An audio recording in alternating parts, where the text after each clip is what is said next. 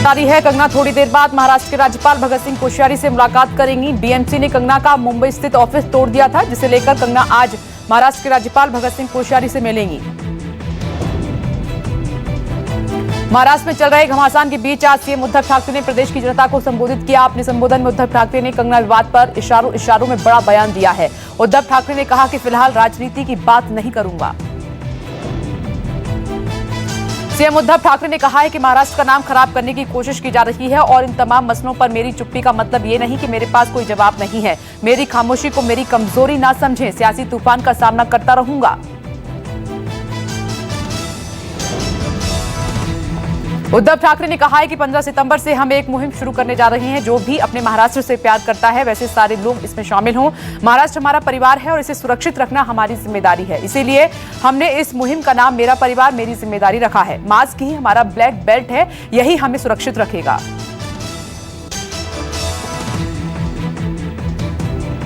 शिवसेना ने एक बार फिर कंगना पर निशाना साधा है। शिवसेना के मुखपत्र सामना ने लिखा है कि कुछ बाहरी लोग मुंबई को ग्रहण लगा रहे हैं। लेख में आरोप भी लगाया गया है कि हमारे घर के भेदी इन बाहरियों का साथ दे रहे हैं और महाराष्ट्र को पाक और बाबर कहने वाली के पीछे बीजेपी खड़ी है। सामना में यह भी कहा गया है कि इस मुश्किल दौर में महाराष्ट्र के भूमिपुत्रों को एक हो जाना चाहिए। सुशांत केस में ड्रग्स एंगल की जांच कर रही एनसीबी ने मुंबई और गोवा में रेड करके 7 ड्रग्स पैडलर्स को गिरफ्तार किया है। खास बात इसमें यह है कि इसमें से 2 ड्रग पैडलर सीधे शोभिक और सैम्यूल और दीपेश सावंत से जुड़े हुए हैं। सूत्रों के मुताबिक इस रेड में अनुज केसवानी के पास से एनसीबी के हाथ पार्टियों के कुछ वीडियो और फोटोज भी लगे हैं, जिसके आधार पर अब एनसीबी फिल्म इंडस्ट्री में ड्रग्स की जांच का दायरा और बढ़ाएगी। अब फिल्म इंडस्ट्री में 42 लोगों से पूछताछ हो सकती है। बिहार चुनाव से पहले पीएम मोदी ने वीडियो कॉन्फ्रेंसिंग के जरिए बिहार में पेट्रोलियम क्षेत्र की 3 प्रमुख परियोजनाओं का लोकार्पण किया है। इसमें पारादीप हल्दिया दुर्गापुर पाइपलाइन का बांका तक विस्तार, बांका में एलजीपी बॉटलिंग प्लांट और चंपारण में एलजीपी प्लांट का लोकार्पण शामिल है। इन परियोजनाओं की लागत 901 करोड़ रुपए बताई जा रही है। ये जो प्रधानमंत्री पैकेज दिया गया था उसमें पेट्रोलियम और गैस से जुड़े 10 बड़े प्रोजेक्ट थे। इन प्रोजेक्ट्स पर करीब 21,000 करोड़ रुपए खर्च किए जाने थे। आज ये 7वां प्रोजेक्ट है जिसमें काम पूरा हो चुका है, जिसे बिहार के लोगों को समर्पित किया जा चुका है। अपने संबोधन में पीएम मोदी ने बिहार में एनडीए के चेहरे के तौर पर नीतीश कुमार के नाम का समर्थन किया है। सीएम नीतीश कुमार की तारीफ करते हुए कहा कि नीतीश कुमार ने नए भारत और नए बिहार में बड़ी भूमिका निभाई है। पीएम ने केंद्र सरकार की योजनाओं के बारे में भी बताया। राज्य में IIT, IIM, triple IT Bihar के नौजवानों के सपनों को ऊंची उड़ान देने में मदद कर रहे हैं। नीतीश जी के शासन में इसके दौरान बिहार में 2 केंद्रीय विश्वविद्यालय, 1 IIT, 1 IIM, 1 NIFT, 1 national law institute जैसे अनेकों बड़े संस्थान खुले हैं। पूर्व केंद्रीय मंत्री रघुवंश प्रसाद सिंह का निधन हो गया है। तबीयत खराब होने की वजह से उन्हें एम्स में भर्ती कराया गया था। रघुवंश प्रसाद सिंह एम्स के आईसीयू वार्ड में भर्ती थे। 2 दिन पहले उनकी हालत काफी बिगड़ गई थी। बताया ये भी जा रहा है कि सांस लेने में उनको परेशानी होने के बाद वेंटिलेटर पर रखा गया था। 72 साल के रघुवंश प्रसाद सिंह ने हाल ही में लालू प्रसाद यादव को चिट्ठी लिखकर आरजेडी से इस्तीफा दे दिया था। अस्पताल से ही उन्होंने बिहार के सीएम नीतीश कुमार को चिट्ठी लिखी थी और इस पत्र के जरिए उन्होंने सीएम से वैशाली को लेकर कई मांगे की। रघुवंश प्रसाद सिंह के निधन पर राष्ट्रीय जनता दल सुप्रीमो लालू प्रसाद यादव समेत कई नेताओं ने शोक जताया है। लालू प्रसाद यादव ने ट्वीट कर लिखा, प्रिय रघुवंश बाबू, ये आपने क्या किया? मैंने परसों ही आपसे कहा था आप कहीं नहीं जा रहे हैं, लेकिन आप इतनी दूर चले गए। निःशब्द हूं, दुखी हूं, बहुत याद आएंगे। मेडिकल कॉलेजों में एडमिशन के लिए करीब 15 लाख स्टूडेंट्स आज नीट का एग्जाम दे रहे हैं। सोशल डिस्टेंसिंग को ध्यान में रखकर 1300 नए परीक्षा केंद्र बनाए गए हैं। कोलकाता में नीट का एग्जाम देने जा रहे स्टूडेंट्स को राहत देने के लिए आज कोलकाता मेट्रो चलाई जा रही है। उधर नीट परीक्षा से पहले तमिलनाडु के मदुरै में नीट की अभ्यर्थी छात्रा ने खुदकुशी कर ली। तमिलनाडु में खुदकुशी की घटनाओं के बाद एक बार फिर से नीट का विरोध किया गया। चेन्नई में नीट परीक्षा के विरोध में एसएफआई के कार्यकर्ताओं ने प्रदर्शन किया।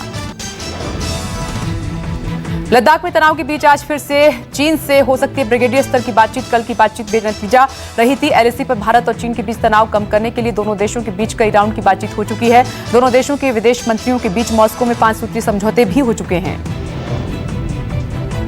चीन सरकारी अखबार ग्लोबल टाइम्स भारत को गीदड़ भक्की देने से बाज नहीं आ रहा है। ग्लोबल टाइम्स का एक बयान सामने आया है। चीन ने ग्लोबल टाइम्स के जरिए कहा है कि मॉस्को में बातचीत से हालात ठंडे हुए हैं, लेकिन लड़ाई अभी लंबी चलेगी। ग्लोबल टाइम्स ने यह भी लिखा है कि बॉर्डर पर भारत और चीन के बीच का गतिरोध बहुत लंबा चलने वाला है और चीनियों को धैर्य रखने की जरूरत है।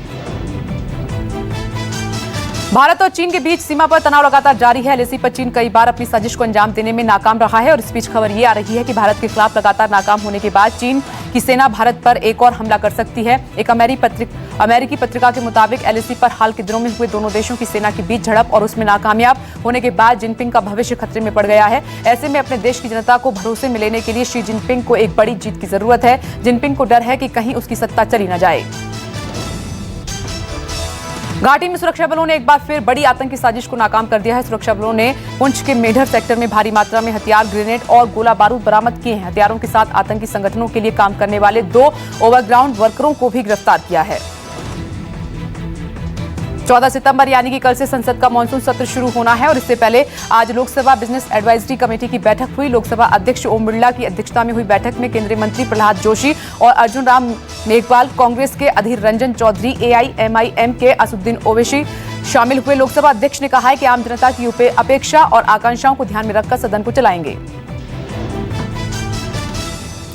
यूपी सरकार सरकारी नौकरी भर्ती प्रक्रिया में बड़ा बदलाव करने पर विचार कर रही है। सूत्रों से मिल रही खबर के मुताबिक यूपी में सरकारी नौकरी की शुरुआत 5 साल की संविदा यानी कि कॉन्ट्रैक्ट से होगी। 5 साल के प्रोबेशन के बाद सरकारी नौकरी पक्की होगी। योगी सरकार बी और सी ग्रुप की सभी परीक्षाओं में बड़ा बदलाव करने पर विचार कर रही है। पश्चिम बंगाल के हुगली में बीजेपी वर्कर का शव मिलने के बाद इलाके में सनसनी फैल गई है। युवक का शव गोघाट रेलवे स्टेशन परिसर में मिला है। घटना की खबर मिलते ही भारी संख्या में लोग जमा हो गए। पुलिस मामले की तफ्तीश में जुटी हुई है। दिल्ली का दयालपुर इलाका बीती रात गोलियों की तड़तड़ाहट से गूंज उठा। दयालपुर में 3 लोगों को गोली मार दी गई, जिसमें से 2 की मौके पर ही मौत हो गई, जबकि एक शख्स घायल है। घटना के बाद मौके पर अफरा तफरी का माहौल बन गया। पुलिस अभी तक बदमाशों की तलाश कर रही है। देश भर में कोरोना के मामले हर रोज तेजी के साथ बढ़ रहे हैं। स्वास्थ्य मंत्रालय द्वारा जारी आंकड़ों के अनुसार देश में कोरोना संक्रमितों की संख्या 47 लाख के पार हो चुकी है। वहीं पिछले 24 घंटे में कोरोना के 94,372 नए मामले सामने आए हैं, जबकि 1,114 मरीजों की जान चली गई है। दिल्ली में कोरोना बेकाबू हो चला है और पिछले 24 घंटे में 4,321 नए मामले सामने आए हैं। राजधानी में कुल कोरोना मरीजों की संख्या 2,14,069 हो गई है। महाराष्ट्र में कोरोना पूरी रफ्तार में है। पिछले 24 घंटे में 22,000 से ज्यादा मामले सामने आए हैं। राज्य में कुल मामलों की संख्या बढ़कर 10,37,765 हो चुकी है, जबकि पिछले 24 घंटे में 391 लोगों की जान जा चुकी है। मुंबई की बात की जाए तो यहां पिछले 24 घंटे में 2,321 नए मामले सामने आए हैं। इसी के साथ मुंबई में कुल मामलों की संख्या बढ़कर 1,67,608 हो गई है, जबकि मरने वालों की संख्या पिछले 24 घंटे में 42 दर्ज की गई है। यूपी में कोरोना नियंत्रण से बाहर हो गया है। पिछले 24 घंटे में 6,786 नए केस सामने आए हैं। राज्य में कुल संक्रमितों की संख्या 3 लाख के पार हो चुकी है और पिछले 12 दिनों की बात करें तो कोरोना के संक्रमण की दर में तेजी से इजाफा भी हुआ है। राजस्थान में कोरोना का कहर जारी है। राज्य में कोरोना संक्रमितों की संख्या 1 लाख को पार कर चुकी है, लेकिन राहत की बात इसमें यह है कि कोरोना से 82,922 लोग रिकवर हो चुके हैं, जबकि अब तक 1,228 लोगों की जान जा चुकी है। दुनिया भर में कोरोना वायरस के कहर के बीच ऑक्सफोर्ड यूनिवर्सिटी की ओर से बनाई जा रही कोरोना की वैक्सीन का ट्रायल फिर से शुरू किया गया है, लेकिन ब्रिटेन के एक मरीज को हुए साइड इफेक्ट के बाद इसका ट्रायल रोक दिया गया था। कोरोना महामारी का आतंक जारी है। दुनिया में अमेरिका, भारत और ब्राजील कोरोना महामारी से सबसे ज्यादा प्रभावित हैं। पिछले 24 घंटे में अमेरिका में 39,282 नए केस सामने आए हैं।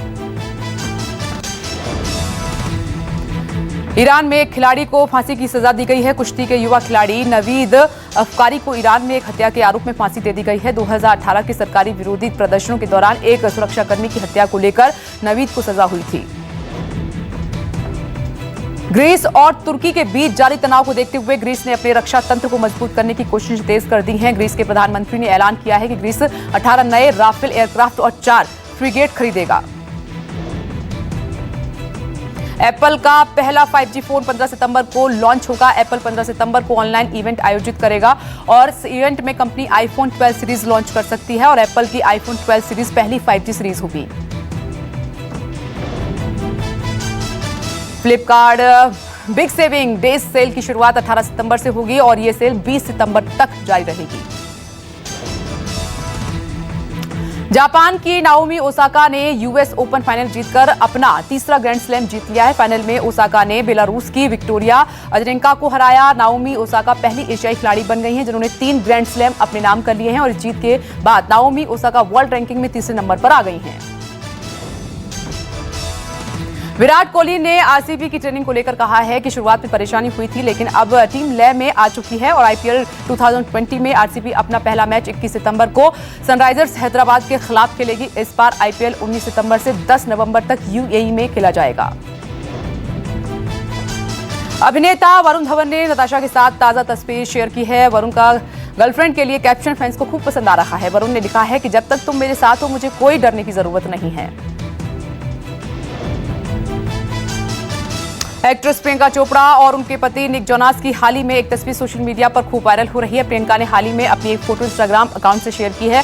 इस फोटो में प्रियंका चोपड़ा और निक रोमांटिक अंदाज में नजर आ रहे हैं। हिमाचल प्रदेश से हैरान और रोमांचित करने वाला एक वीडियो सामने आया है। वीडियो में प्रकृति का अद्भुत नजारा देखने को मिल रहा है। एक बस हिमाचल के चंबा की दुर्गम पहाड़ियों से गुजर रही है, वहीं पहाड़ी के ऊपर से झरना बह रहा है। माउंटेन मैन दशरथ मांझी के बाद बिहार के एक और शख्स ने बड़ी मिसाल पेश कर दी है। बिहार में गया जिले के कुरथिलवा गांव के रहने वाले 70 साल के एक बुजुर्ग ने 3 किलोमीटर लंबी नहर अकेले खोद डाली। नमस्कार, मैं हूं मानक गुप्ता। अगर आपको हमारा ये वीडियो पसंद आया हो तो इसे लाइक और शेयर जरूर करें और हाँ, हमें सब्सक्राइब और फॉलो करना ना भूलें ताकि आप देश और दुनिया की कोई खबर मिस ना करें। चाहे कोई ब्रेकिंग न्यूज हो या कोरोना वायरस से जुड़ी कोई भी अपडेट, पॉलिटिक्स हो या आपकी जेब से जुड़ी कोई खबर, इलेक्शन की कोई न्यूज हो, कोई कंट्रोवर्सी हो या फिर कोई वायरल वीडियो, सब कुछ मिलेगा न्यूज़ 24 पर। तो जुड़े रहिए हमारे साथ और देखते रहिए न्यूज़ 24।